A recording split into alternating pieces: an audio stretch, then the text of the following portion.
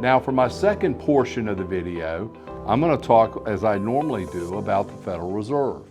The Federal Reserve has come out with their first interest rate increase. It was very small and it was surprising, but it was mostly related to the fact that Russia had just invaded Ukraine and they didn't feel confident enough to put a larger rate increase in place with all that tension that's occurring in Ukraine. Now, the issue of Ukraine is going to have a significant impact to our economy. And I'm reading a lot right now about higher food prices. One thing to remember about Ukraine, they are the breadbasket of Europe, and they're not out in the fields planting grain and corn and whatever you need now.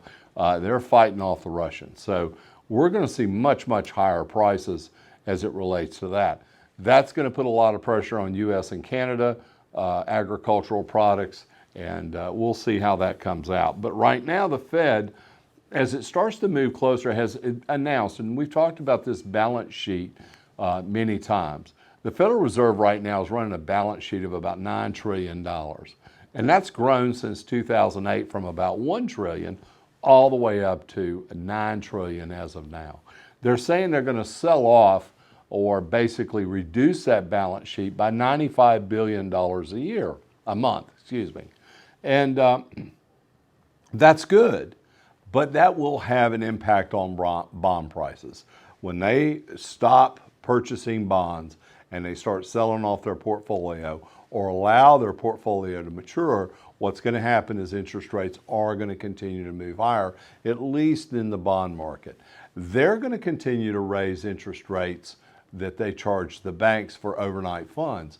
We expect at least 12 interest rate increases in the quarter point range, and they may actually have to put the economy into a recession to get out from all this problem that they have created over many years.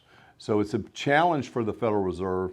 It's very unlikely that they will see a soft landing, in my opinion, and a lot of people that I read are saying the same thing. So we are very concerned about the Federal Reserve's activities.